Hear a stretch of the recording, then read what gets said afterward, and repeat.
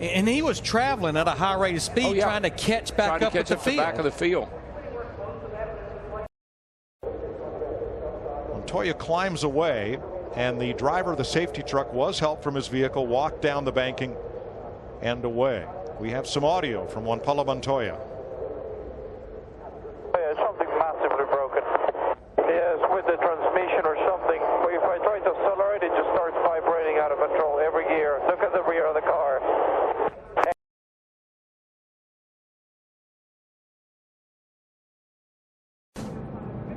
Oh my gosh. And all that spilled jet fuel found something hot to ignite it.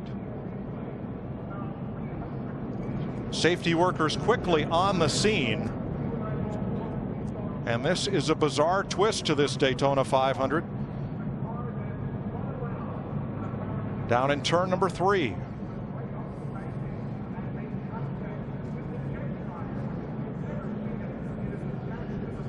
Well, I've seen a lot of things, but I don't think I've ever seen anything quite like this. That fuel is just running right down. That thing's full of fuel. They keep them full all the time. I just wonder what it's going to do to the racetrack. Well, here comes the fire crew. You see the red truck bottom of the screen. They've got to get that out because that fire could damage the racing surface. That's what I was thinking. I mean, you got fuel, it's on fire. It could eat that asphalt right up. It is commonplace for track safety, rescue, track drying vehicles to circulate the track under a caution flag. Drivers must maintain reasonable speed while catching up the pack and avoid those emergency vehicles. They're brightly lit and everything. That's easy to do when you can be under control of your race car. I just wonder if Montoya was going down the back, catching up with the field, and he didn't know the safety truck was up there. They called him on the radio and said, "Watch that safety truck," and the car darted hard right. Something had to happen. I saw sparks underneath. The car broke, and I don't believe he had steering control. I don't either. I mean, when the car went up the track. When you see the sparks come out from under the car, it just looks like it had a flat tire or something happened to it. I don't know how many gallons of jet fuel that thing holds, but I guarantee you it's got several gallons in it. Several, probably 100. Track personnel exited that cleanup truck very quickly after the collision and walked away. That's got to be eating the track up. I just wonder what it's going to do to it, Larry. Yeah, that fire's been burning for quite a while now. And let's reiterate, Juan Pablo Montoya climbed from his car and walked quickly away. The car destroyed. He is all right and trying to get what is now a jet fuel fire under control, blazing in turn number 3.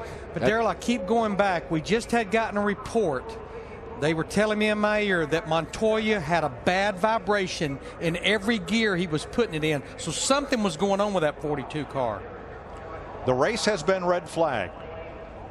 That means the cars have been stopped well away from the turn 3 scene. They've been red flagged on the back straightaway, and you're looking at what happens when 200 gallons of jet fuel meet a spark or something very hot after a collision like that.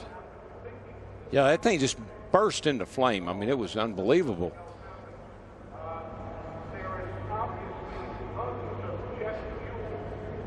Still trying to get it under control. And you know, I would say maybe they could drive it down off the track, but if you look, the driver's door is caved in. I don't think you can even get in the vehicle if you were brave enough to try it. Now, we've just had pit stops. Everyone from 5th place on back has stopped. Dave Blaney did not pit under this caution, along with Landon Castle, Tony Raines, and David Gilliland.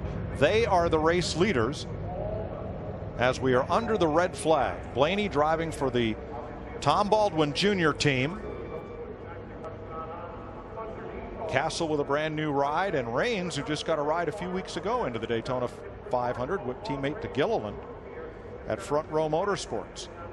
They are the race leaders under this red flag for a bizarre incident entering turn number 3.